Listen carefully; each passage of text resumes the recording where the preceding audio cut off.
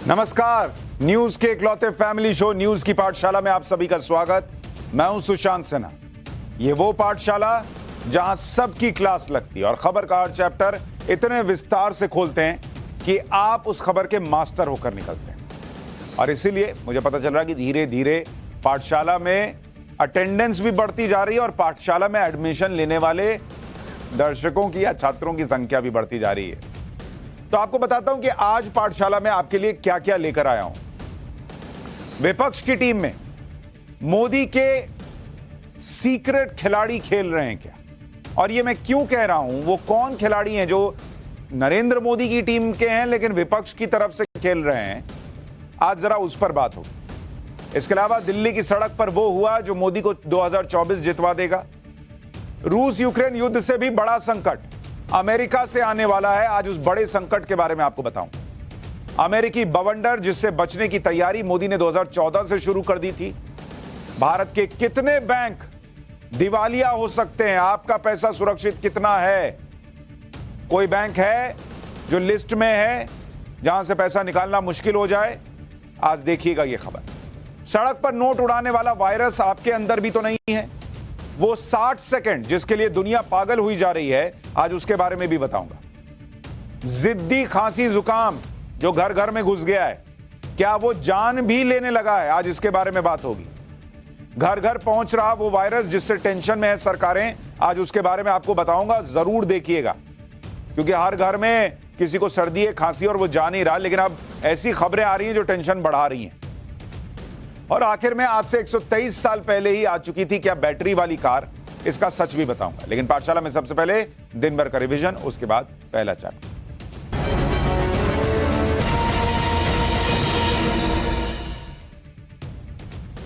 बिहार में आज विधानसभा के बाहर भयंकर बवाल हुआ। लालू यादव और उनके परिवार के लोगों को सीबीआई कोर्ट से जमानत मिल गई। जमानत का जश्न मनाने के लिए आरजेडी नेता धरने पर बैठे बीजेपी विधायकों को लड्डू बांटने पहुंच गए, जिस पर दोनों दलों के नेताओं के बीच धक्का मुक्की शुरू हो।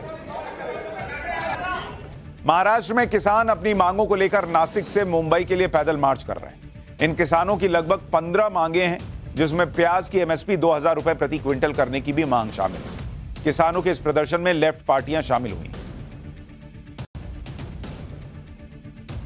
वाराणसी में जल्द ही अंतर्राष्ट्रीय क्रिकेट स्टेडियम बनेगा। बीसीसीआई के सचिव जय शाह के वाराणसी दौरे के बाद 300 करोड़ रुपए के इस प्रोजेक्ट को हरी झंडी दे दी गई। खबर है कि नवरात्रि के तीसरे दिन खुद प्रधानमंत्री मोदी अपने इस संसदीय क्षेत्र में बनने वाले क्रिकेट स्टेडियम का शिलान्यास करेंगे। पाकिस्तान के पूर्व पीएम इमरान खान को लाहौर हाईकोर्ट से बड़ी राहत मिली है। कोर्ट ने अगले आदेश तक उनकी गिरफ्तारी पर रोक लगा दी है। इससे पहले लाहौर में इमरान के घर के बाहर गिरफ्तारी को लेकर भयंकर बवाल हुआ था। इमरान ने पुलिस पर फायरिंग का आरोप तक लगा दिया था। इमरान खान ने अपने समर्थकों पर दागी गई बुलेट्स और आंसू गैस के गोलों के खोखो की तस्वीर भी सोशल मीडिया पर साझा की थी। भूकंप के बाद तुर्की में बारिश और बाढ़ ने तबाही मचा दी है। बाढ़ की वजह से सड़कों पर ऐसा दरिया बह रहा है कि गाड़ियां पानी में तिनके की तरह बहती दिख रही हैं। भूकंप की मार झेल चुके उर्फा शहर में बाढ़ की वजह से अब तक 10 लोगों की मौत हो चुकी है, जबकि हजारों लोग बाढ़ की वजह से बेघर हो गए। अभिनेता सलमान खान की सुरक्षा बढ़ाई जा सकती है। लॉरेंस बिश्नोई गैंग की तरफ से सलमान को धमकी मिलने के बाद मुंबई पुलिस उनकी सुरक्षा की समीक्षा कर रही है। खबर है कि सलमान को जो Y+ कैटेगरी की सुरक्षा मिली हुई है, उसकी जगह अब हो सकता है कि Z या Z+ सिक्योरिटी मिल जाए। तो ये हो गया दिन भर का रिवीजन। अब पाठशाला की पहली क्लास, जिसमें आपको बताएंगे कि विपक्षी टीम में मोदी के कितने सीक्रेट प्लेयर खेल रहे हैं। आज दिल्ली की सड़क पर वो हुआ जो मोदी को 2024 जितवा देगा। अब उसका चैप्टर।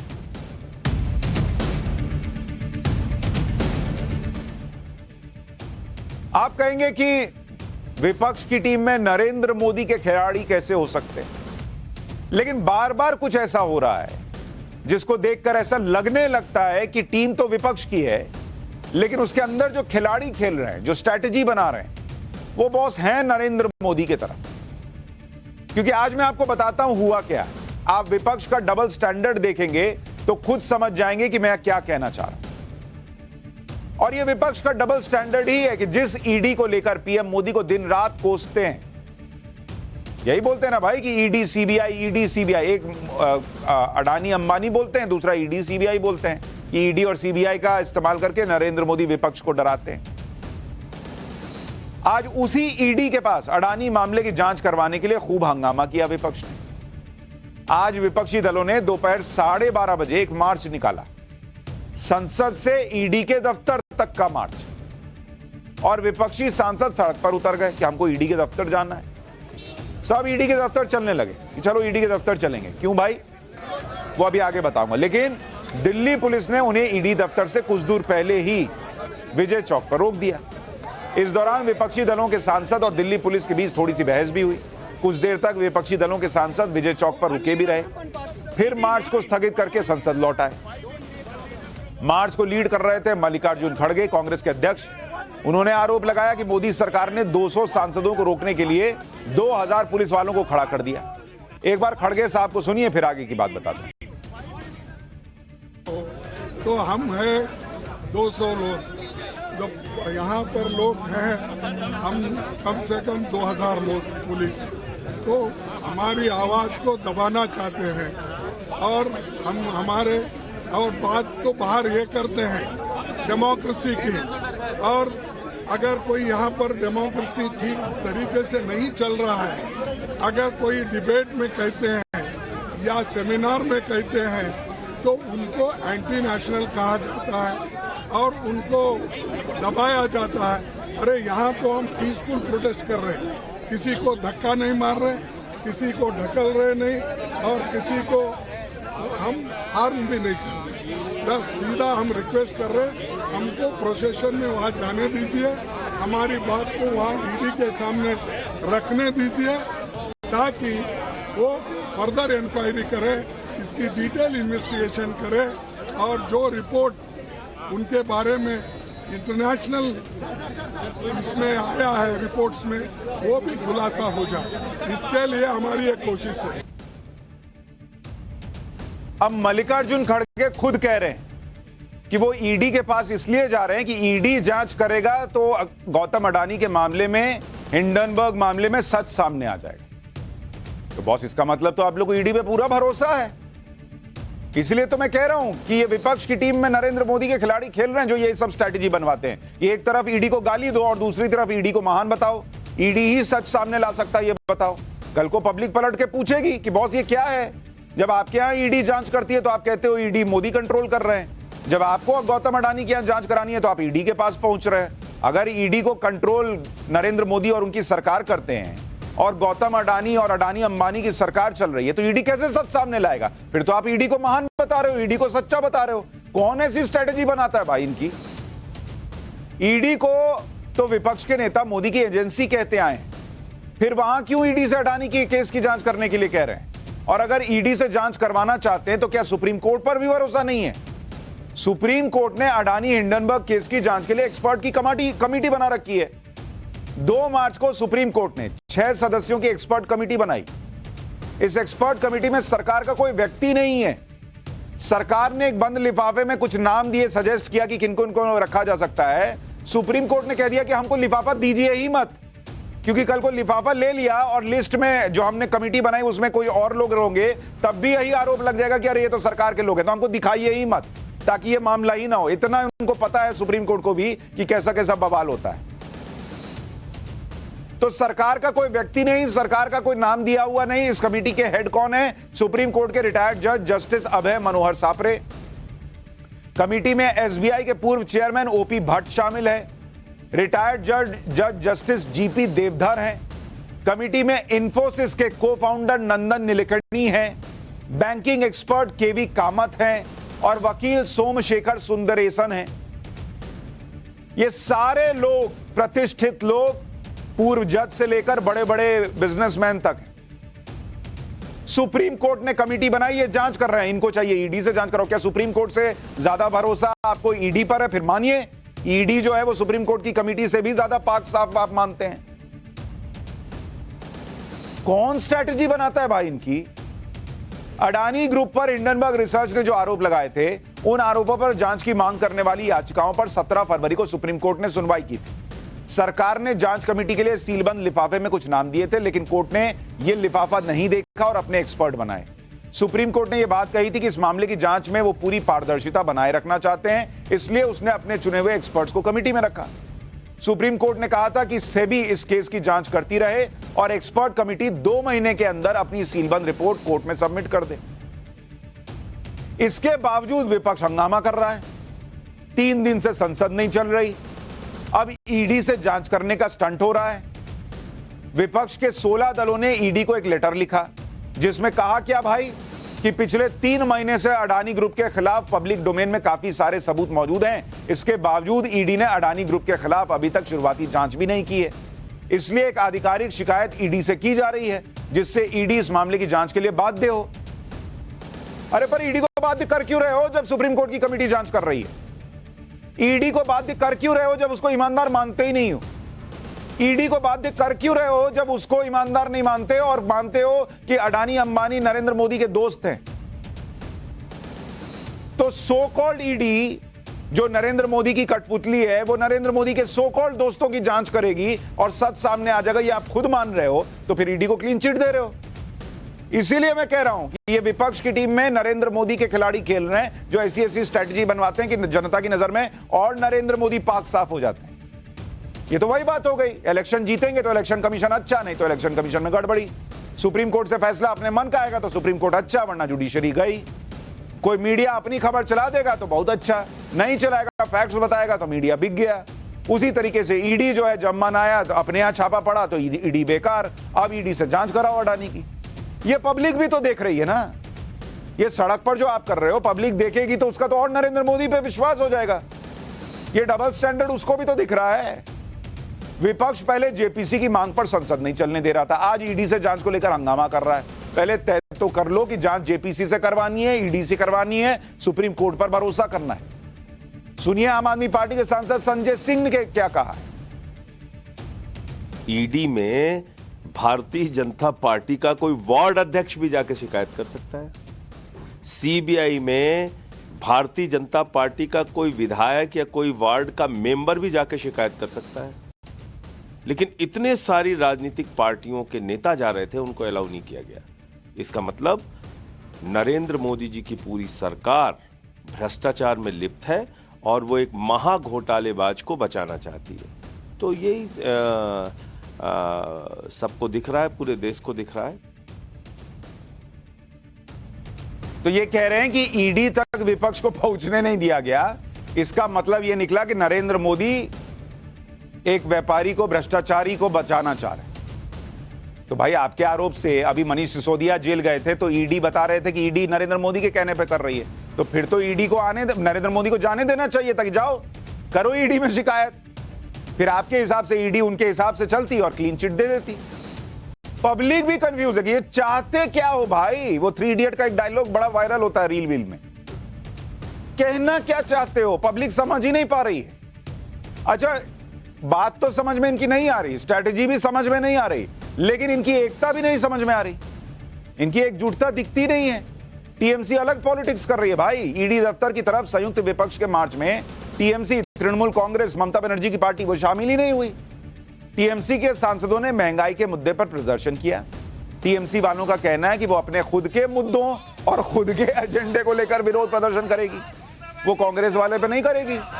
यानी कांग्रेस की अगुवाई वाले किसी विपक्षी मोर्चे से टीएमसी ने खुद को अलग कर रखा है।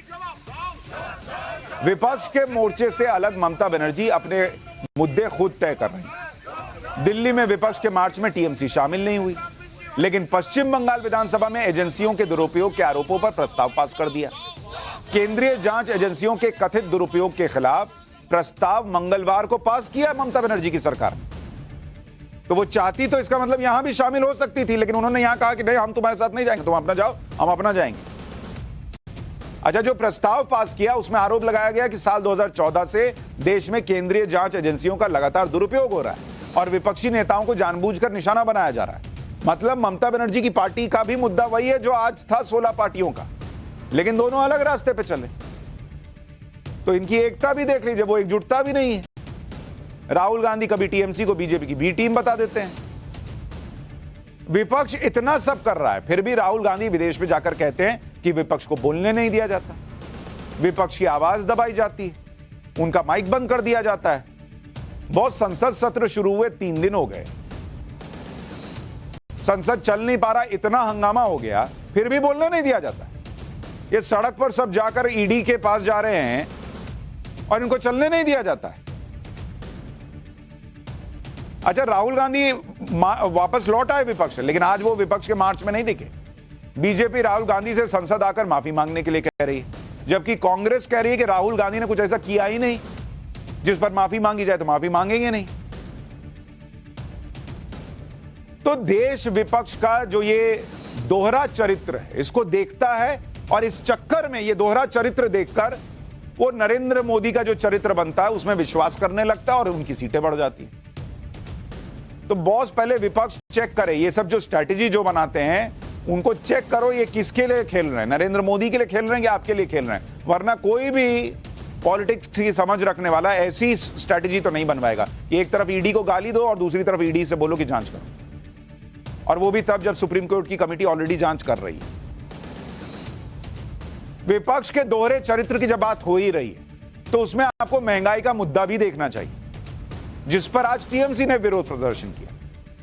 लेकिन दिसंबर में सरकार ने खुद बताया था कि 6 ऐसे गैर बीजेपी शासित राज्य हैं जिन्होंने पेट्रोल डीजल पर वैट नहीं घटाया था। और ये 6 राज्य कौन से थे जिन्होंने पेट्रोल डीजल पर वैट नहीं घटाया था? दिसंबर में ये बात आई थी, पर वैट नहीं घटाया। ये कौन से राज्य थे भाई? बीजेपी, गैर बीजेपी शासित राज्य।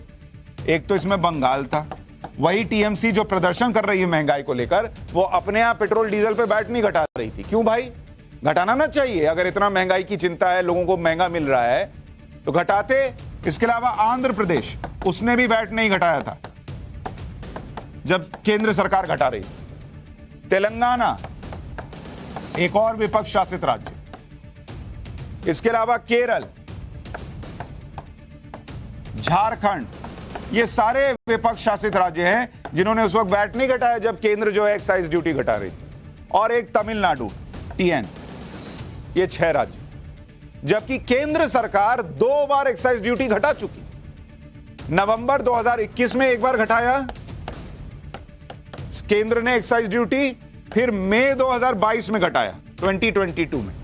और उसके बाद पूरे इंटरनेशनल प्रेशर के बावजूद रशिया से धकाधक पेट्रोल डीजल आ रहा है, तमाम प्रेशर के बावजूद, ताकि यहां कीमत बढ़ाने की नौबत ना आए। आस पड़ोस सब जगह देखिए पेट्रोल डीजल की कीमत बढ़ी जा रही है, यहां नहीं बढ़ रही।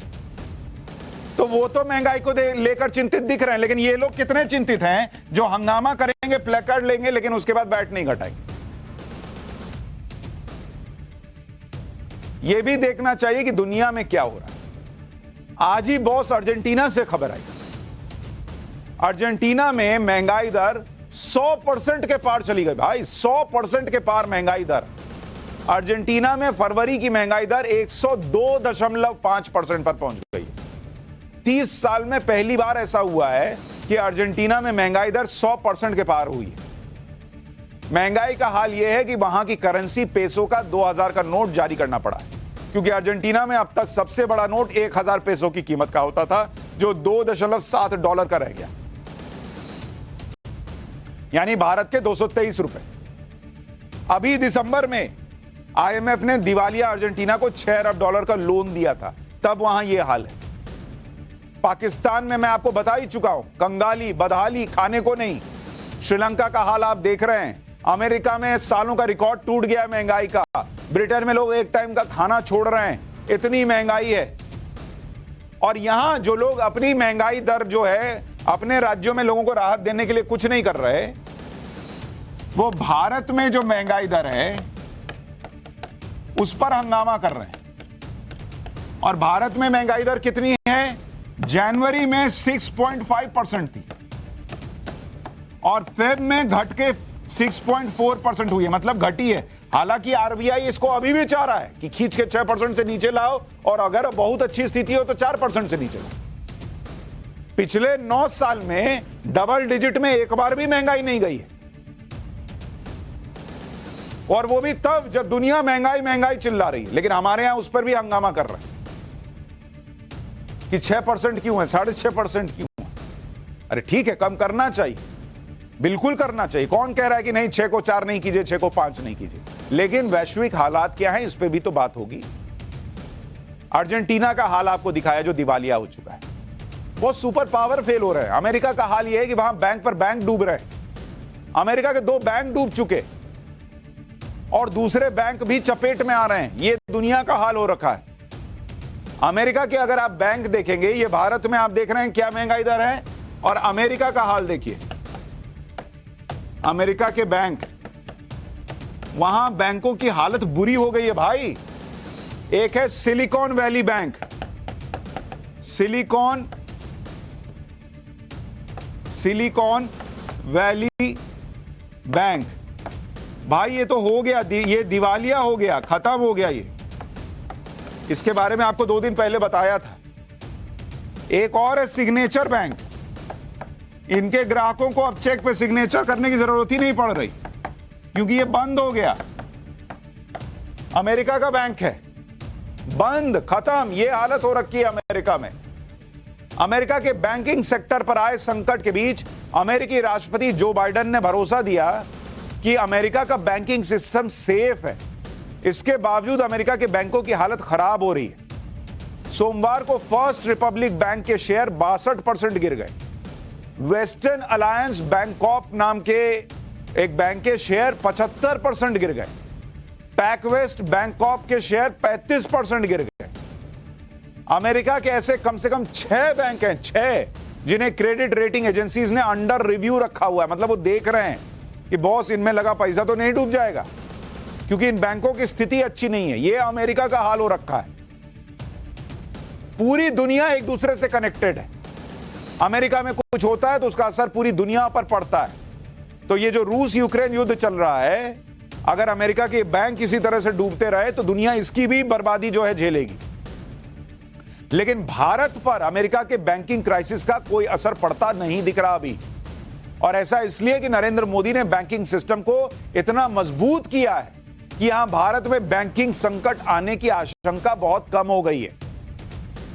भारत ने इसके लिए क्या किया, कैसे नरेंद्र मोदी ने जो काम किया सत्ता में आने के बाद, सरकार में आने के बाद, जिसको लेकर हंगामा तो होता है कि अडानी अंबानी को लोन दे दिया, ये कर दिया, वो कर दिया। फैक्ट्स क्या कह रहे हैं? फैक्ट्स तो उसके उलट कह रहे हैं। आप समझिए, दरअसल भारत में बड़े बैंकों को आरबीआई जो है वो डीएसआईबीज कैटेगरी में रखता है। आप कहेंगे ये क्या टेक्निकल टर्म है डीएसआईबीज?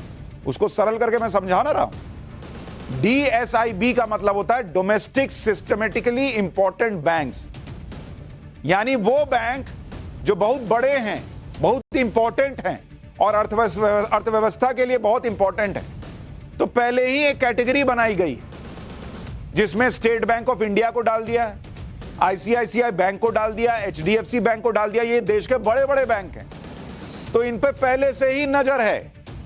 2016 में इस कैटेगरी के बैंकों को मोदी सरकार ने अतिरिक्त सुरक्षा कवच से जोड़ दिया, 2016 में ही, जिसके तहत बैंकों के साथ कॉमन इक्विटी टीयर 1 की शर्त जोड़ दी। अब ये कॉमन इक्विटी टीयर 1 क्या है? इसका मतलब यह था कि इन बड़े बैंकों को कैपिटल का बफर स्टॉक रखना होगा, मतलब अपने पास पैसा रखना होगा। बैंक क्या करता है? बैंक पैसा कमाने के लिए, बैंक क्या सेवा करने के लिए थोड़ी ही है। वो आपको लोन सेवा करने के लिए नहीं देता बॉस, आपसे ईएमआई जो आती है, जो ब्याज कमाता है, उसका प्रॉफिट होता है। तो कैपिटल का बफर स्टॉक रखना होगा, ये नरेंद्र मोदी सरकार ने 2016 में कह दिया आपको, ताकि कभी कोई संकट आए तो आम आदमी का पैसा ना फंसे। इन बैंकों को अतिरिक्त पूंजी अपने पास रखनी होगी ताकि वो अपने ऑपरेशन को आराम से चला सकें और किसी भी संकट से निपट सकें। ये बड़े बैंकों को पहले तो सुरक्षित कर दें। ये उस तरह से हाल है कि भाई जो आपकी मेन चीजें हैं उनको आपने सिक्योर कर दिया, उसके बाद बाकी काम तो चल ही रहा है। अच्छा, बैंकों के लिए एक CAR नियम होता है। ये सब आज डिटेलिंग में समझिए, पाठशाला में ऊपर ऊपर की पढ़ाई नहीं होती बॉस। कल को बैठ के बात कीजिएगा तो पता होना चाहिए क्या बता रहे हैं। ये होता है CAR। इसका मतलब होता है capital adequacy ratio, adequacy ratio. इसका मतलब है कि बैंक के पास कितनी लायबिलिटी है, यानी कितना लोन दिया हुआ है, कितना लोन दिया है, इसको जांच किया जाता है कैपिटल एडिक्वेसी रेशियो में।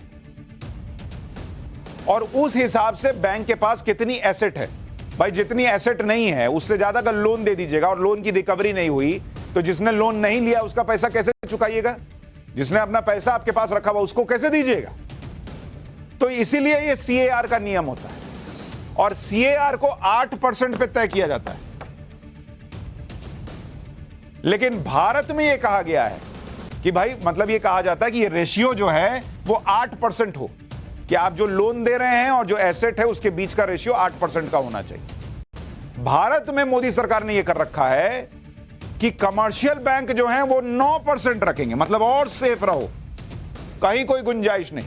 और जो सरकारी बैंक हैं उसके लिए तो और सेफ्टी बना दी कि आप जो है 8% पे काम नहीं करेंगे बॉस, आप 12% पे करेंगे। मतलब लोगों का पैसा और सुरक्षित कर दिया गया। यह बैंकों पर इसलिए लागू होता है कि बैंक वित्तीय रूप से फिट रहे और ज्यादा लोन देने में जो रिस्क होता है उस रिस्क में अगर कोई संकट आता है तो फिर वो संकट में बैंकों के पास इतना पैसा रहे कि उनका ऑपरेशन चलता रहे। बैंकों को जरूरत से ज्यादा लोन देने में भी कंट्रोल करता है। ज्यादा लोन देने की वजह से बैंकों पर आने वाले संकट से बचा जा सकता है। इसकी वजह से वो जो सिलिकॉन वैली बैंक डूबा उसके पीछे बड़ा ये भी तो वजह थी ना कि उसने जहां जहां इन्वेस्ट किया वो गलत कर दिया। ये इंडिया में पहले ही कंट्रोल में करके रखा हुआ है आरबीआई ने और मोदी सरकार ने। भारत के बैंकिंग सिस्टम के सामने एक बड़ी समस्या एनपीए की भी थी, यानी नॉन परफॉर्मिंग एसेट्स की। और मैंने आपको पहले भी बताया था कि पुरानी सरकारों में सारा कचरा कालीन के नीचे डाला जा रहा था। नरेंद्र मोदी ने आकर सफाई शुरू की तो कहा गया कि अरे देखिए ये कर रहे हैं वो कर रहे हैं, परेशानी बहुतों को हुई। लेकिन आज उसका नतीजा यह है कि बैंकिंग सिस्टम आज इस तरह से स्ट्रांग हो गया है कि वहां अमेरिका में बैंक हिलता है तो इंडिया में जो है आपका नोट नहीं हिलता, वो आराम से है, आपका नोट सेफ है।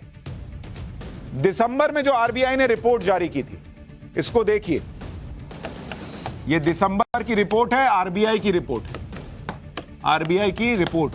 ये रिपोर्ट ये कहती है आज की डेट में कि साल 2021 में 2021 में जो ग्रॉस एनपीए था, ग्रॉस एनपीए वो 7.3% से कम हो गया। आज की डेट में वो कम होकर कितना हो गया? वो 5% पे आ गया बॉस।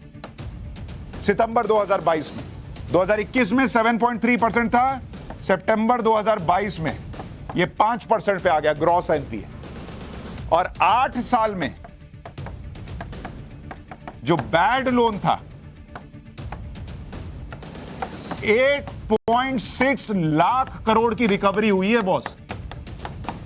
8.6 लाख करोड़ की रिकवरी जो बैड लोन था। तो ऐसे ही लोगों को परेशानी नहीं हो रही है। इतना जो तुम मेरी खुजाओ में तुम्हारी खुजाओ वाला सिस्टम चल रहा था उसमें सब में जालिम लोशन डाल के सबकी खुजली जो मिटा दी गई है उसी से दिक्कत हो रही। मजबूत बैंकिंग सिस्टम और मजबूत अर्थव्यवस्था की वजह से भारत में स्टार्टअप तेजी से आगे बढ़ रहे हैं। आज ही रिपोर्ट आई है कि यूनिकॉर्न स्टार्टअप के मामले में लगातार 2 साल भारत ने चीन को पीछे छोड़ दिया। साल 2022 में भारत में 23 यूनिकॉर्न बने जबकि चीन में 11 स्टार्टअप यूनिकॉर्न बन पाए।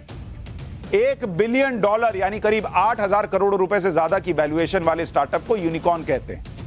यह भी बड़ी बात है कि भारत के 23 यूनिकॉर्न में से 9 यूनिकॉर्न छोटे शहरों में बने। यह है भारत की आज की ताकत। यानी आज की तरक्की सिर्फ मेट्रो सिटीज तक सीमित नहीं है। छोटे छोटे शहरों में लोग एंटरप्रेन्योर बन रहे हैं, यूनिकॉर्न खड़ी कर दे रहे हैं बॉस। क्योंकि भारत के पास दिमाग की तो कमी थी ही नहीं, लोगों के पास इतना जुगाड़ू है, हम लोग कोई कमी नहीं थी। माहौल और मौका मिलने की बात थी, सिस्टम से जूझना ना पड़े, लड़ना ना पड़े, ये वाली बात थी। वो हो गया, लोग धकाधक नोट छाप रहे हैं और नौकरी दे रहे हैं। और भारत तब तरक्की कर रहा है जब युद्ध से दुनिया की हालत खराब है। ये युद्ध रुकने की जगह बढ़ता जा रहा है। अब तो अमेरिका और रूस के बीच सीधे सैन्य टकराव हो रहा है। ब्लैक सी में रूस के फाइटर जेट और अमेरिका के ड्रोन भिड़ गए। क्या हुआ है, क्या हो सकता है, जरा इसका चैप्टर देखिए।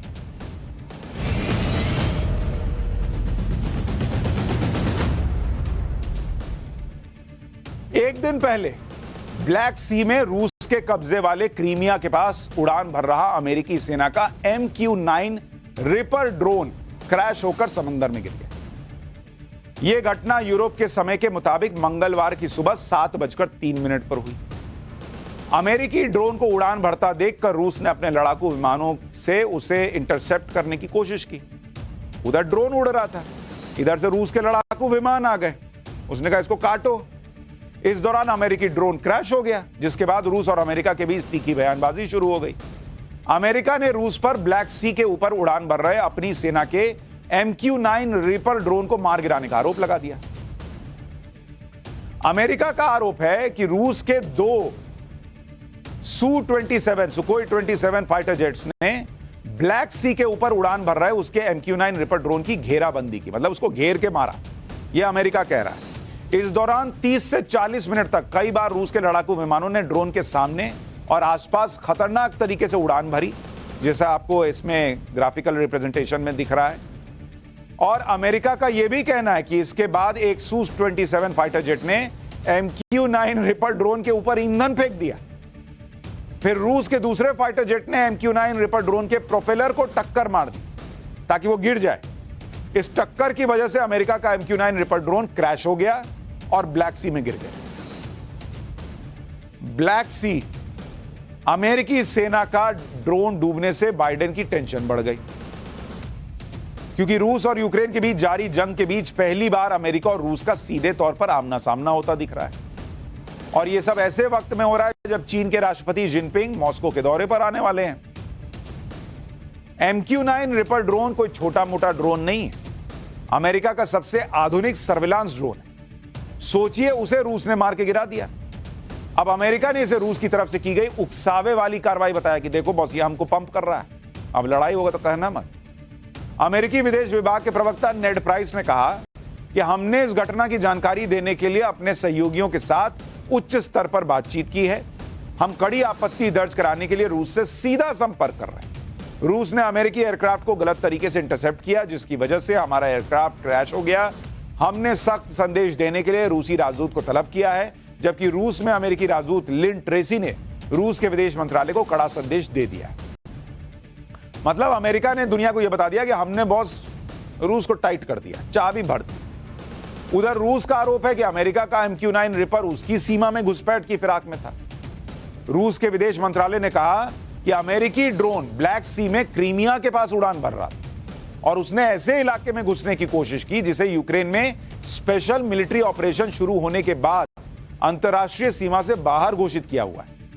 इसलिए रूसी सेना ने इसे इंटरसेप्ट करने के लिए अपने लड़ाकू विमान भेजे, जिसकी बाद पैतराबाजी दिखाने के चक्कर में MQ-9 ड्रोन बेकाबू हो गया और क्रैश होकर समंदर में गिर गया। मतलब उसका कहना है कि हमने नहीं गिराया, ये खुद ही चीता बन रहा था तो गिर गया, पैतराबाजी दिखा रहा था।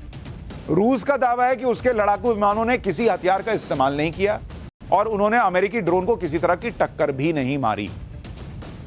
तो अमेरिका और रूस दोनों के अपने अपने दावे हैं। अब आपको यह भी बता देता हूं कि ब्लैक सी में अमेरिकी ड्रोन को गिराया जाना क्यों इंपॉर्टेंट है। रूस का आरोप है कि ब्लैक सी में अमेरिकी ड्रोन उसके कब्जे वाले क्रीमिया की हवाई सीमा के करीब उड़ान भर रहा था, जिसे दुश्मन के ठिकानों की जासूसी में माहिर माना जाता है। रूस का आरोप है कि ब्लैक सी के ऊपर उड़ान भर रहे अमेरिका के जासूसी विमान उसकी सेना की खुफिया जानकारियां यूक्रेन को देने का काम कर रहे हैं। तो वो ये कह रहा है कि ये ऊपर से हम पे नजर रख रहा है, तो हम क्या करें? उसको जाके मिठाई तो खिलाएंगे नहीं, या उसमें पैकेट तो बांध नहीं देंगे, जाके बाइडेन चचा को दे आना हमारी मिठाई। अच्छा, वहां मिठाई नहीं, वहां तो वोडका बिकता है। कुल मिलाकर ये बाइडेन के लिए बड़ी बेइज्जती वाली बात है कि रूस ने उसके आधुनिक ड्रोन को गिरा दिया। बाइडेन जिस तरह से यूक्रेन युद्ध को हैंडल कर रहे हैं, उससे वो अमेरिका में अपने राजनीतिक विरोधियों के निशाने पर हैं। पूर्व अमेरिकी राष्ट्रपति डोनाल्ड ट्रंप ने तो कह दिया है कि बाइडेन ने रूस को चीन की बाहों में धकेल दिया है, जिससे चीन सब कुछ कंट्रोल कर रहा है। बाइडेन सरकार की गलत बयानी हमें तीसरे विश्व युद्ध की तरफ ले जा सकती है। ईमानदारी से कहूं तो वो नहीं जानते कि वो क्या कर रहे हैं। आगे ट्रंप ने कहा कि वो 2024 में राष्ट्रपति पद के इकलौते ऐसे उम्मीदवार हैं जो तीसरा विश्व युद्ध रुकवा सकते हैं। तो डोनाल्ड ट्रंप के मुताबिक तीसरा विश्व युद्ध करा देंगे जो बाइडेन, और ये नहीं चाहिए तो मुझे लाओ। बाइडेन को निशाने पर लेते हुए ट्रंप ने यह भी कहा कि यह नहीं भूलना चाहिए कि बुश के कार्यकाल में रूस ने जॉर्जिया पर कब्जा किया, ओबामा के कार्यकाल में उसने क्रीमिया पर कब्जा किया, और बाइडेन के कार्यकाल में रूस सब कुछ हथिया रहा है। इससे पहले ट्रंप यह भी दावा कर चुके हैं कि अगर वो राष्ट्रपति बन गए तो उन्हें रूस और यूक्रेन के बीच समझौता कराने में मात्र 24 घंटे लगेंगे। 24 आवर्स में ये कह रहे हैं हम करा देंगे डील। उधर पुतिन अलग जोश में नजर आ रहे हैं। यूक्रेन पर तो ताबड़तोड़ हमले हो ही रहे हैं। पुतिन अपनी सेना का जोश बढ़ा रहे हैं, अपने सैन्य हथियारों को नए सिरे से परख रहे हैं, जिससे यूक्रेन में रूस को अभी और लंबी लड़ाई लड़नी है। पुतिन क्या हुआ कि अचानक मॉस्को से 4400 किलोमीटर दूर साइबेरिया पहुंच गए, जहां उन्होंने हेलीकॉप्टर की फैक्ट्री का दौरा किया। पुतिन ने रूसी सेना के हेलीकॉप्टर्स की ताकत को परखा और पूरी जानकारी भी। इसके बाद पुतिन ने जवानों का हौसला बढ़ाने के लिए अटैक हेलीकॉप्टर पर उड़ान भी भरी। इस दौरान पुतिन हेलीकॉप्टर की दिशा को कंट्रोल करने वाले सिम्युलेटर पर भी हाथ आजमाते दिखाई दिए। एक तरफ पुतिन हेलीकॉप्टर फैक्ट्री का दौरा करने पहुंच रहे हैं, दूसरी तरफ रूस ने सटीक निशाना लगाने वाले घातक गाइडेड हथियारों का जखीरा दोगुना करने का ऐलान कर दिया। इसके लिए रूस के रक्षा मंत्री ने मॉस्को में एक मिसाइल फैक्ट्री का दौरा किया। उन्होंने रूस की हथियार बनाने वाली सबसे बड़ी company JSC tactical missiles corporation को गाइडेड हथियारों का प्रोडक्शन दोगुना करने का निर्देश दे दिया। रूस के रक्षा मंत्री ने उन आधुनिक हथियारों के बारे में जानकारी ली जिन्हें आगे यूक्रेन की जंग के मैदान में रूस इस्तेमाल करने वाला। मतलब कहीं से भी यह लग नहीं रहा कि रूस जो है वो ढीला पड़ रहा है, और उसको तो ये चीजें तो देख के लग रहा है कि वो अभी लंबा लड़ने के मूड में, तो वो तैयारी कर रहा है, मजबूती से तैयारी कर रहा है और किसी दबाव में नहीं आने वाला। लेकिन दबाव में आजकल कुछ और लोग हैं, और वो दबाव है 60 सेकंड का। पाठशाला में अब सोशल साइंस की क्लास, जिसमें आपको बताऊंगा कि क्या सड़क पर नोट उड़ाने वाला वायरस आपके अंदर भी तो नहीं, और वो 60 सेकंड जिसके लिए दुनिया पागल हुई जा रही।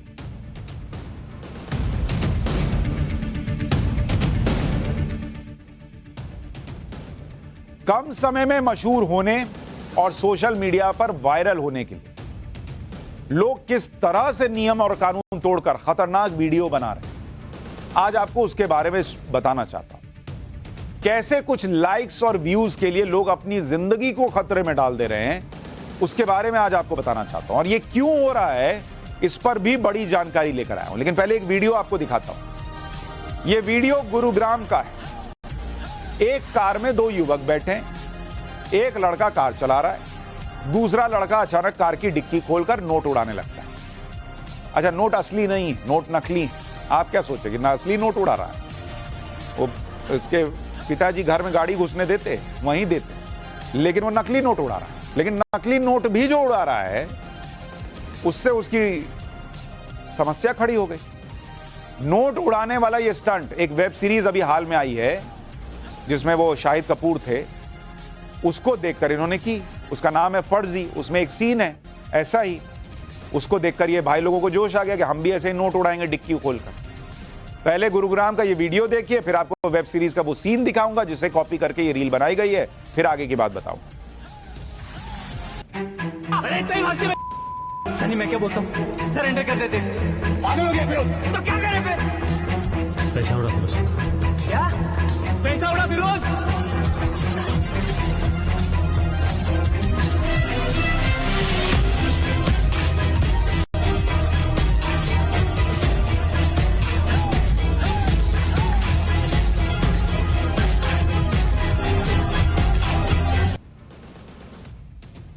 सनी, मैं क्या बोलता हूँ, तो गुरुग्राम में जो लड़कों ने किया वो तो आपने देख लिया।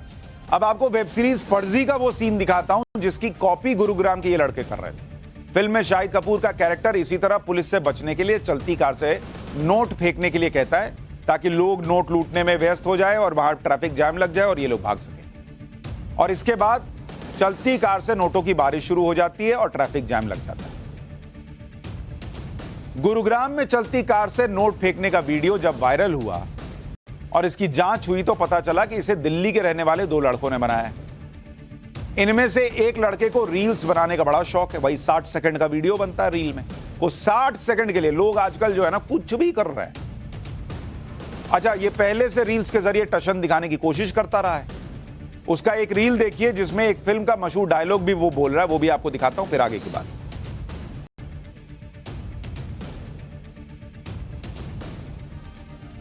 ये बच्चों के खेलने की चीज नहीं, हाथ कट जाए तो खून निकल आता है।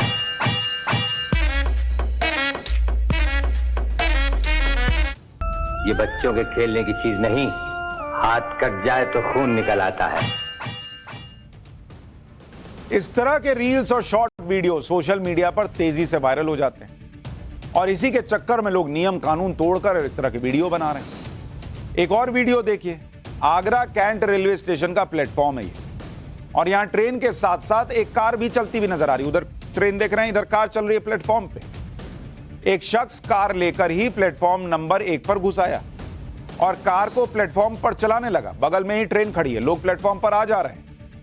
कार में सवार लड़का प्लेटफॉर्म पर ही कार को घुमाने लगा और उसका साथी वीडियो बना रहा है। इस दौरान ऐसा नहीं दिखाई दिया कि किसी ने उसे रोकने की कोशिश की। यह वीडियो एक सोशल मीडिया अकाउंट से पोस्ट किया गया था। वीडियो वायरल हुआ तो जीआरपी हरकत में आई और मामले में अज्ञात ड्राइवर के खिलाफ केस दर्ज कर लिया। अब यहां लोग यही ना कहेंगे कि भाई यहां ट्रेन छूट रही होती है, आदमी टैक्सी और गाड़ी बाहर छोड़कर दौड़ता है, ट्रेन छूट जाती है। ये भाई साहब लेके चले गए गाड़ी प्लेटफॉर्म पे। क्यों? क्योंकि इनको रील बनानी थी, फेमस होना था। वायरल होने के लिए लोग किस तरह से अपनी और दूसरों की जिंदगी खतरे में डालते हैं, इसका एक और वीडियो देखिए। इस वीडियो में एक कपल कार में सफर कर रहा है और गाड़ी की ड्राइविंग को एडवांस ड्राइवर असिस्टेंस सिस्टम, जिसको एडास कहते हैं या आम बोलचाल की भाषा में ऑटो पायलट कहते हैं, उस पर सेट कर रखा है। इसमें क्या होता है कि गाड़ी को आपने स्पीड सेट कर दी तो आपको एक्सीलरेटर भी नहीं दबाना है। और आजकल ये सिस्टम आ गया कि स्टीयरिंग भी नहीं पकड़ना है। वो जो सड़क पर लाइन बनी रहती है उसके बीच में वो गाड़ी अपने आप चलती रहेगी और कुछ सामने से आएगा तो फिर ब्रेक भी लगाती है। तो ये भाई लोगों ने वही एडास सिस्टम का इस्तेमाल किया। गाड़ी चल रही है, कपल आपस में नोकझोंक के नाटक कर रहा है, नकली लड़ाई लड़ रहा है, पीछे बैठकर कोई वीडियो बना रहा है। ड्राइविंग सीट पर बैठा बंदा तो अपने पैर पीछे की सीट पर टिका देता है और गाड़ी की स्पीड देखकर लग रहा है कि 100 से कम की स्पीड नहीं होगी। अब आप सोचिए बॉस की गाड़ी में ये एडास सिस्टम इसलिए नहीं दिया जाता कि आप जो है उसका दिखावा करें और इस तरह से हंसी मजाक करें, वो आपकी सुविधा के लिए। लेकिन उसका मतलब ये थोड़ी है कि पैर पीछे करके हंसी मजाक करते हुए और आप जो है स्टीयरिंग छोड़ के बैठ जाए। भाई एडास सिस्टम है, तकनीक है, फेल हो गई तब। अच्छा, इसको आप जब स्टीयरिंग छोड़ते हैं तो वो 15-20 सेकंड बाद बोलने लगता है कि स्टीयरिंग पकड़ो, स्टीयरिंग पकड़ो, मुझ पे इतना भरोसा ना करो। लेकिन ये तो रील का चक्कर है, चल रहा है सब। एक और तस्वीर आपको दिखाता हूं। पटना की मेयर प्रत्याशी रही श्वेता झा की तस्वीरें। श्वेता झा के राजनीतिक दलों के साथ भी संबंध है। इस तस्वीर में श्वेता झा AK-47 राइफल और इंसास राइफल के साथ दिख रही हैं। कहा जा रहा है कि रील के लिए श्वेता झा ने यह फोटोशूट किया था, जिसके बाद सवाल खड़े हो रहे हैं कि श्वेता के पास AK-47 और इंसास जैसी राइफल आई कहां से। यह तस्वीरें श्वेता झा ने 14 मार्च को पोस्ट की थी। पुलिस मामले की जांच कर रही। श्वेता झा को हथियारों के साथ तस्वीरें खिंचवाना और वीडियो बनाने का पुराना शौक है। श्वेता झा ने इससे पहले एक और रील सोशल मीडिया पर पोस्ट की थी जिसमें वो एक जिप्सी से उतरती दिख रही हैं और उनके हाथ में एक पिस्टल है। इस तरह के खतरनाक वीडियो बनाने के पीछे का साइंटिफिक रीजन क्या है वो भी आज आपको बताऊंगा। लेकिन पहले एक और वीडियो दिखाता हूं। इस वीडियो में बाइक पर 2 लड़के बैठे हुए दिख रहे हैं। पीछे बैठा युवक स्टंट कर रहा है। बाइक के सामने गाड़ियां भी चल रही हैं। स्टंट दिखाते हुए अचानक बाइक का बैलेंस बिगड़ता है, पलट जाती है। सड़क पर इस तरह की हरकतें जानलेवा साबित होती। अब ये भाई तो अपने आप को हीरो समझ रहा था, रील बना रहा था, हो गया ना कांड। और इसके चक्कर में अब दूसरा भी मान लीजिए उसकी बाइक बच गई, दूसरे से टकराता, वो भी ट्रक के नीचे आता। ये रील के चक्कर में लोग फील ही नहीं कर पा रहे हैं कि वो क्या गलत कर रहे हैं। आपको याद होगा कि इसी तरह से जनवरी में गाजियाबाद की एक लड़की का वीडियो वायरल हुआ था। गाजियाबाद की ये लड़की फ्लाईओवर पर अपनी कार रोककर रील बनाने लगती है। कार के सामने पोज करती है। इस दौरान गाड़ियां तेज रफ्तार में फ्लाईओवर पर दौड़ रही हैं। इस तरह से वीडियो बनाना अपने साथ साथ दूसरों को भी खतरे में डालने जैसा है। इस वीडियो के वायरल होने पर गाजियाबाद पुलिस ने गाड़ी के नंबर के आधार पर गाड़ी के मालिक का पता लगाया और लड़की पर 17,000 रुपए का चालान ठोक दिया। लेकिन अब आपको बताता हूं कि लोग इस तरह के खतरनाक रील और शॉर्ट वीडियो बनाते क्यों। सोशल मीडिया पर वायरल होना और मशहूर होना अलग बात है, लेकिन इसके पीछे का वैज्ञानिक कारण भी है। इंसान क्या होता है ना कि तस्वीर और वीडियो पर शब्दों की तुलना में 6000 गुना तेजी से रिएक्ट करता है। मतलब अगर आप कुछ ट्विटर पे पोस्ट लिखेंगे या कुछ पोस्ट लिखेंगे फेसबुक पर और उसकी जगह फोटो डालेंगे या वीडियो डालेंगे तो ज्यादा लोग रिएक्ट करते हैं, ज्यादा लोग जो है उससे जुड़ते हैं। एक सोशल मीडिया पोस्ट पर लोग दूसरे सोशल मीडिया पर भी तेजी से स्विच करते हैं, एक से दूसरे प्लेटफॉर्म पर भी जाते हैं। यानी एक साथ कई सोशल मीडिया प्लेटफॉर्म पर कई वीडियो देखते रहते हैं, वो भी कम समय के अंदर। इसे मनोविज्ञान की भाषा में फ्लड लाइट अटेंशन कहते हैं। इसका मतलब व्यक्ति का फोकस एक जगह न रहकर कई जगह फैला रहता है और दूसरे कामों में बहुत कम फोकस हो पाता है। सिर्फ वीडियो पर फोकस होने से वीडियो देखने वाले को भी ऐसे ही वीडियो बनाने का मन करता है। उसको दिखता है अरे बॉस इतना लाइक, मैं क्या कर रहा हूं जीवन, मैं भी कर सकता हूं ये तो। फिर वो करता है जो वो हो रहा है, फिर उसको लगता है ये कर चुका, तो मेरे लाइक कैसे आएंगे। तो इस चक्कर में लोग जो है वो जुनूनी हुए जा, और क्या नया करूं और क्या नया करूं कि और लाइक और व्यूज आ जाएं। इस चक्कर में लोग कुछ भी कर। अच्छा, इसके अलावा हमारे शरीर में एक हार्मोन होता है जिसकी वजह से इस तरह के खतरनाक या रश देने वाले काम करने का भी मन करता है। एक होता है डोपामाइन नाम का हार्मोन जो उत्तेजना को बढ़ाता है। यह हार्मोन दिमाग को खुश होने का एहसास देता है। सिगरेट, शराब, जुआ खेलने के पीछे डोपामाइन नहीं होता है। डोपामाइन दो तरह से काम करता है, लाइकिंग सिस्टम और वांटिंग सिस्टम। सोशल मीडिया पर वीडियो देखने से खुशी का एहसास होता है, उस समय लाइकिंग सिस्टम एक्टिव होता है। वीडियो देखने की आदत बढ़ने पर डोपामाइन हार्मोन ज्यादा पैदा होता है, जिससे डोपामाइन हार्मोन का वांटिंग सिस्टम एक्टिवेट हो जाता है। यानी रिस्की रील्स और दूसरे वीडियो देखने और बनाने की इच्छा तेज हो जाती है। लगातार ऐसे वीडियो देखने पर यह लगता है जैसे दूसरों की जिंदगी ज्यादा बेहतर और रोचक है। रील जैसी रोचक और बेहतर जिंदगी बनाने के लिए लोग रिस्क उठाते हैं, खतरनाक स्टंट करते हैं और कई बार अपनी जान की कीमत चुकाते हैं। वर्ल्ड साइकियाट्रिक एसोसिएशन की रिपोर्ट के मुताबिक रील कल्चर के दौर में फोमो यानी fear of missing out, FOMO, fear of missing out की भावना तेजी से बढ़ रही है। इसमें लोगों को लगता है कि बॉस मैं ही पीछे छूटा जा रहा हूं। यह फोमो में इंसान को समाज से कट जाने, अकेलापन या भीड़ में खो जाने का डर सताता है। फोमो की वजह से इंसान के दिमाग में साइकोलॉजी ऑफ एक्सेप्टेंस की भावना बढ़ने लगती है। यानी लोग मुझे स्वीकार करें, मुझे देखें, बातें करें, यह सब आने लगता है लोगों के अंदर। अपनी स्वीकार्यता बढ़ाने के लिए इंसान किसी भी तरह का कंटेंट बनाने लगता है। रील्स और शॉर्ट वीडियो के नशे से बचने के लिए क्या क्या करना चाहिए आपको वो भी बताता हूं। सोशल मीडिया और रील से दूर रहने के लिए बेहतर है कि हर दिन कुछ समय के लिए अपने फोन से दूरी बनाइए और इसे आदत में शुमार मत कर लीजिए। यानी धीरे धीरे बिना जरूरत स्मार्टफोन का प्रयोग बिल्कुल कम कर दीजिए, क्योंकि बहुत ज्यादा रील्स या इस तरह के वीडियो देखने पर एंजाइटी बढ़ती है, जिसे ठीक करने के लिए फिर थेरेपी का सहारा लेना पड़ता है, जिसे डिजिटल डिटॉक्सिफिकेशन कहते हैं। Digital detox. अमेरिका में पिछले साल डिजिटल डिटॉक्स के मामले 314% बढ़ गए। इसी के साथ डोपामाइन फास्टिंग भी कराई जा रही है, जिसमें डोपामाइन हार्मोन के स्तर को कम करने के लिए रोजाना एक तय समय तक स्मार्टफोन से दूर रहना होता है। नहीं हो पा रहा लोगों से भाई, वो स्मार्टफोन से दूर ही नहीं रह पा रहे। ऐसे ऐसे उंगली चली जा रही है। एक जमाने में लोग ऐसे नोट उड़ाते थे, आजकल रील देखते हैं, धक धक धक बढ़ाए जा रहे हैं।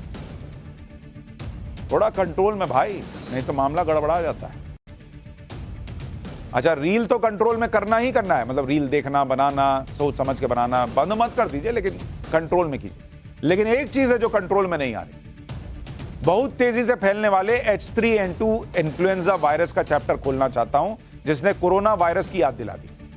एक्सपर्ट्स कहते हैं कि यह जानलेवा नहीं है, लेकिन अब कुछ इस तरह की भी खबरें आ रही हैं जिसमें दावा किया जा रहा है कि देश में इस वायरस के संक्रमण से कुछ मौतें हो चुकी हैं।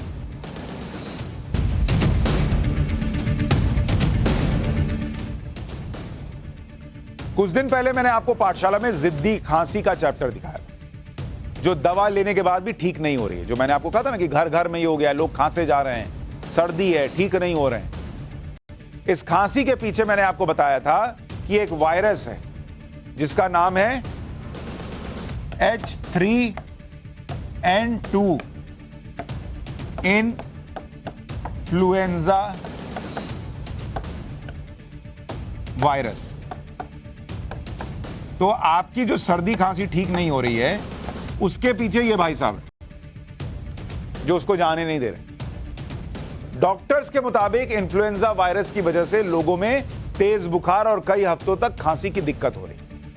लोगों को भी लगा कि जैसे जैसे वायरस का असर कम हो जाएगा सब ठीक हो जाएगा, लेकिन अब तो वायरस और तेजी से फैल रहा है और इसलिए अस्पतालों में मरीजों की संख्या भी बढ़ रही है। यही नहीं, अब यह वायरस और खतरनाक होता दिखाई दे रहा है।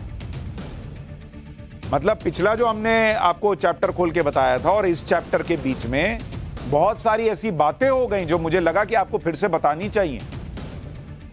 कुछ राज्यों में कई लोगों की मौत में यह बात सामने आई कि H3N2 वायरस की से वो पीड़ित थे और उसकी वजह से ही इन लोगों की स्थिति और बिगड़ी, यह दावा किया जा रहा है।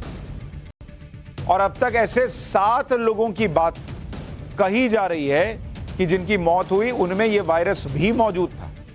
इसमें महाराष्ट्र में 3 लोगों की मौत हुई जिसके अंदर यह वायरस भी था, पंजाब में एक, कर्नाटक में एक, हरियाणा में एक, गुजरात में एक। इसके अलावा इस संक्रमण की वजह से अस्पतालों में तेज बुखार और खांसी के मरीज 1.5 गुना बढ़ गए। दिल्ली के कई अस्पतालों में आइसोलेशन वार्ड का सेटअप किया गया है। इन वार्ड्स में आईसीयू बेड्स, ऑक्सीजन बेड्स और वेंटिलेटर रिजर्व किए गए हैं। सोचिए, इस वायरस के संक्रमण से खतरे का डर यह है कि पुडुचेरी में कक्षा केजी से लेकर 8वीं तक के स्कूलों को 26 मार्च तक बंद कर दिया गया कि बच्चों को स्कूल भेजिए ही मत, इतना तेजी से यह फैल रहा है। पुडुचेरी में H3N2 इन्फ्लुएंजा के 79 मामले दर्ज किए गए। यानी इस तैयारी को अगर आप देखेंगे तो लगता है कि इन्फ्लुएंजा वायरस तेजी से बढ़ रहा है और इसलिए आपको, हमको, सबको सावधान रहने की जरूरत है। लेकिन मौत के मामलों ने चिंता बढ़ा दी, जबकि कुछ दिन पहले तक था कि भाई ये इन्फ्लुएंजा वायरस कुछ दिन का बुखार है, 2-3 हफ्तों तक खांसी की दिक्कत होती है और उसके बाद ठीक हो जाता है। डेथ वेथ की बात नहीं थी। लेकिन अब जो इस तरह की बातें आ रही हैं कि जो मरे उनके अंदर ये वायरस भी था, तो लोग टेंशन में आ रहे हैं, सरकारें टेंशन में आ रही हैं, तैयारी बढ़ गई है।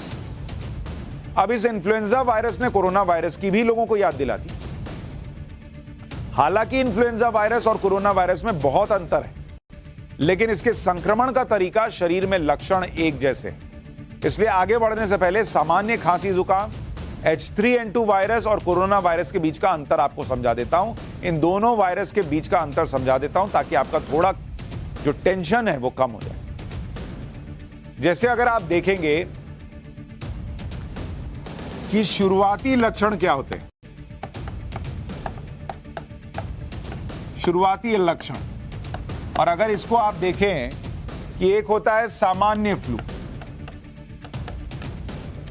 सामान्य फ्लू, एक हो गया H3N2 और तीसरा हो गया कोरोना। अब किसमें क्या होता है जरा इसको समझते चलिए ताकि आपको क्लैरिटी रहे। सामान्य फ्लू में शुरुआत में धीरे धीरे ये बढ़ता है, धीरे धीरे बढ़ता है, सर्दी खांसी ये सब जो है धीरे धीरे बढ़ेगी। H3N2 में क्या होता है, ये एब्रप्ट होता है, मतलब कुछ भी हो जाएगा, एकदम से तेज बुखार आ जाएगा, जुकाम हो जाएगा बहुत तेज। आजकल तो मैं सुन रहा हूं कई लोग बता रहे हैं कि छोटे छोटे बच्चों को 104 बुखार चला जा रहा है, 104। मां बाप परेशान, क्या करें, नॉर्मल पैरासीटामोल दे रहे हैं तो उतर ही नहीं रहा। हमारे यहां दफ्तर में हो गया, कई लोगों को मैं जान रहा हूं ऐसा हो रहा है। अच्छा, कोरोना में क्या होता है कि ये खराश से शुरुआत होती है, शुरुआती लक्षण, और धीरे धीरे चीजें बढ़ती। तो इसमें जो है ना एकदम से चीजें बढ़ जाने का हिसाब दिखता है H3N2। तो अगर एकदम से आपको बुखार आ रहा है, एकदम से सर्दी खांसी बढ़ गई है तो H3N2 हो सकता है। अगर आप बुखार के लिहाज से देखें तो सामान्य फ्लू में बहुत कम रहता है, ज्यादा बुखार नहीं जाएगा, 100 101 तक मैक्सिमम जाएगा, उससे ज्यादा नहीं जाएगा। H3N2 में तेज बुखार आता है, 104 तक चला जाता है, 104। और कोरोना में कहते हैं कि इसमें भी तेज आता है, लेकिन इसमें ज्यादातर लोगों को 102 डिग्री तक आता था। इसमें H3N2 में 104 चला जा रहा है भाई। खांसी देखिए आप, तो मतलब अगर आपको 104 103 इस तरह का बुखार हो रहा है तो H3N2 हो सकता है, डॉक्टर को तुरंत दिखाइए। सामान्य फ्लू जो है वो उसमें खांसी 4 से 6 दिन चलती है। H3N2 में जो है भाई ये 20 दिन तक खांसी जा ही नहीं रही है, आप खांसे ही जा रहे हैं, खांसे ही जा रहे हैं। कोरोना में भी 14-15 दिन थी, ये उससे भी ज्यादा चला जा रहा है मामला। ये फर्क है। जुकाम सामान्य फ्लू में 4 से 6 दिन चलता है, H3N2 में भी 4 से 6 दिन चलता है, और कोरोना में तो बहुत कम चलता है। शरीर के में जो दर्द होता है सामान्य फ्लू में कम दर्द होगा। H3N2 वायरस है तो आपको ज्यादा दर्द होगा, और कोरोना में भी ज्यादा दर्द होता है। डायरिया सामान्य फ्लू में नहीं होता। H3N2 है तो बच्चों में डायरिया की शिकायत देखने को मिल रही है, कोरोना में भी डायरिया बहुत ज्यादा नहीं होता। स्वाद या महक चला जाना सामान्य फ्लू में तो नहीं होता। H3N2 में भी बहुत कम ऐसे केस हैं जिसमें स्वाद चला जाए या महक चली जाए, कोरोना में ये होता था। सांस फूलने लगना, तो सामान्य फ्लू में सांस नहीं फूलती, H3N2 में लंग्स में इंफेक्शन पर निर्भर करता है कि कितनी सांस फूलेगी, कोरोना में तो बहुत फूलती। तो ये अंतर है तीनों में, सामान्य फ्लू में, H3N2 में और कोरोना में। तो अपने हिसाब से आप समझ सकते हैं कि आपकी बॉडी में क्या हो रहा है, लेकिन अपने हिसाब से दवा नहीं चलानी, उसके लिए फिर डॉक्टर के पास जाना है। H3N2 इन्फ्लुएंजा वायरस से अब तक जिन 7 लोगों की मौत हुई है, जो कहा जा रहा है कि उसमें इसका भी रोल है, उनमें ज्यादातर लोगों में 2 वजह सामने आई। पहली कोमोडिटी यानी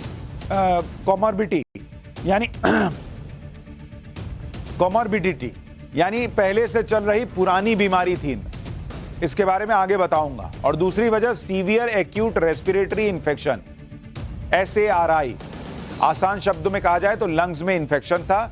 इसमें मरीज को सांस लेने में दिक्कत आती है और शरीर में ऑक्सीजन की सप्लाई कम होने लगती है, जिससे मौत भी हो जाती है। देश भर के अस्पतालों में भर्ती इन्फ्लुएंजा वायरस के मरीजों में किस तरह के लक्षण दिख रहे हैं वो भी समझिए। बुखार 92% को आ रहा है, खांसी 86% में, सांस लेने में दिक्कत 27% मरीजों को आ रही है, लंग्स में इंफेक्शन 16% को हो रहा है और ऑक्सीजन की जरूरत 10% मरीजों को पड़ रही है, और आईसीयू ले जाने की जरूरत 7% मरीजों को पड़ रही है। H3N2 इन्फ्लुएंजा वायरस की पहचान हो चुकी है, लेकिन ये संख्या कई गुना ज्यादा हो सकती है क्योंकि अभी टेस्ट बहुत कम हो रहे हैं, क्योंकि टेस्ट की कीमत 3500 से 4500 रुपए है, 3,500 से 4,500 रुपए। तो अच्छा, सर्दी खांसी में लोग घर ही में इलाज कर ले रहे हैं, डॉक्टर के पास गए, अपना लेके आ गए और पता ही नहीं चल रहा, लेकिन ऐसा लग रहा है देखकर जिस तरह से आसपास खबरें हैं कि हो तो बहुतों को रहा है। H3N2 वायरस सबसे ज्यादा जिनको सावधान उससे रहने की जरूरत है, एक तो जिनकी पुरानी बीमारी चल रही है, वो तो खास ध्यान दें। डायबिटीज, हाइपरटेंशन, अस्थमा, हार्ट की बीमारी, गर्भवती महिलाएं, 5 साल से छोटे बच्चे, बुजुर्ग, इन सबको खास ध्यान रखना। इन लोगों में वायरस से लड़ने की इम्यूनिटी कम होती है, इसलिए ज्यादा ध्यान रखने के लिए कहा जा रहा है। तो जितना सिंपल और सरल लग रहा था, उतना अब ये वायरस दिख नहीं रहा, लेकिन कोरोना जैसा घातक भी नहीं है, पर हां टेंशन दे रहा है, तो थोड़ा सावधान रहिए, बचते बचाते चलिए और एकदम रिलैक्स मत हो जाएगा, अरे सर्दी खांसी क्या ही होगा। इस पर ब्रेक कब लगेगी ये तो मुझे पता नहीं, लेकिन फैक्ट चेक की क्लास। आज इलेक्ट्रिक कारें और गाड़ियां दुनिया भर में चल रही हैं, लेकिन क्या आज से 123 साल पहले भी इलेक्ट्रिक गाड़ियां चलती थी? एक तस्वीर इन दिनों वायरल हो रही है जिसमें एक डबल डेकर बस एक चार्जिंग स्टेशन के बाहर खड़ी है और दावा किया जा रहा है कि आज से 123 साल पहले भी इलेक्ट्रिक गाड़ियां चलती थी। इस खबर का हमने फैक्ट चेक किया, हमारी रिसर्च में पता चला कि वाकई ये तस्वीर सही है और साल 1907 में लंदन में ली गई थी। इस तस्वीर में दिख रही बस द लंदन इलेक्ट्रो बस कंपनी की थी और इस कंपनी के पास 1907 से 1909 के बीच 20 इलेक्ट्रिक बसें थीं जो लंदन में चला करती थी। तो इलेक्ट्रिक गाड़ियों का कॉन्सेप्ट आज का नहीं बल्कि आज से 100 साल से भी ज्यादा वक्त से ज्यादा वक्त का पुराना है। पहले भी इलेक्ट्रिक गाड़ियां बनती थी और चलती थी। तो गाड़ियां तो हर तरह की चलती रही।